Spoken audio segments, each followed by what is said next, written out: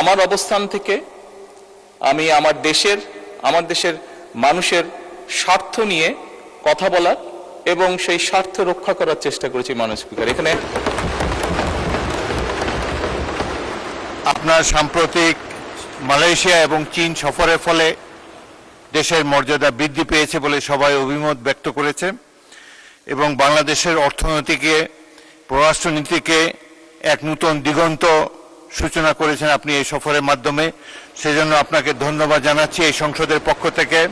Welcome back to this parliament. আপনি কিছু বলতে চাচ্ছেন? মাননীয় সংসদ নেতা, আপনি সংসদ কক্ষে প্রবেশ করার কিছুক্ষণ আগে এই সংসদের সকল সদস্য, সরকারি দল এবং বিরোধী দল থেকে বক্তব্যের মাধ্যমে একটি প্রস্তাব পাশ করেছে, আপনাকে ধন্যবাদ জানিয়ে। আপনার সাম্প্রতিক মালয়েশিয়া এবং চীন সফরের ফলে দেশের মর্যাদা বৃদ্ধি পেয়েছে বলে সবাই অভিমত ব্যক্ত করেছে এবং বাংলাদেশের অর্থনীতিকে, পররাষ্ট্রনীতিকে এক নতুন দিগন্ত সূচনা করেছেন আপনি এই সফরের মাধ্যমে। সেজন্য আপনাকে ধন্যবাদ জানাচ্ছি এই সংসদের পক্ষ থেকে। Welcome back to this parliament. আপনি কিছু বলতে চাচ্ছেন? জি মাননীয় স্পিকার, আমি কিছু কথা বলতে চাচ্ছি। বিসমিল্লাহির রহমানির রহিম। মাননীয় স্পিকার,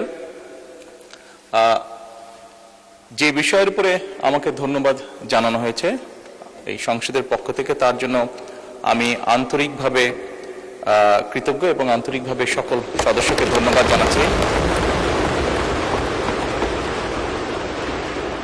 মাননীয় স্পিকার, এখানে মূল বিষয় এটি হচ্ছে যে বাংলাদেশের মানুষ আমাদেরকে দায়িত্ব দিয়েছে তাদের স্বার্থ দেখার জন্য।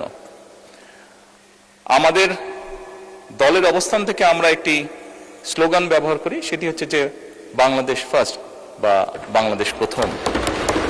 আমি যে কাজটি করার চেষ্টা করেছি মাননীয় স্পিকার, আমি আমার অবস্থান থেকে আমি আমার দেশের মানুষের স্বার্থ নিয়ে কথা বলার এবং সেই স্বার্থ রক্ষা করার চেষ্টা করেছি মাননীয় স্পিকার। এখানে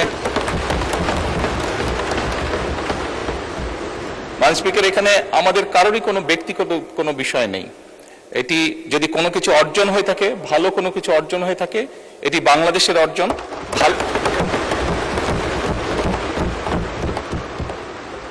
এই সফরের মাধ্যমে যদি দেশের মানুষের কোনো অর্জন হয়ে থাকে, সেটি দেশের মানুষের অর্জন মাননীয় স্পিকার। তবে মাননীয় স্পিকার, যেহেতু সংসদের সকল সদস্য, বিশেষ করে বিরোধী দলীয় নেতা, উনিও উৎসাহ প্রদান করেছেন দেশের জন্য, দেশের মানুষের পক্ষে কাজ করার জন্য, সেজন্য আবারও আমি আমার ব্যক্তিগত পক্ষ থেকে সকল সদস্য, বিরোধী দলীয় নেতা সহ সকল সদস্যকে আন্তরিকভাবে ধন্যবাদ জানাচ্ছি। ধন্যবাদ মাননীয় সংসদ নেতা। মাননীয় সদস্যবৃন্দ, সংসদ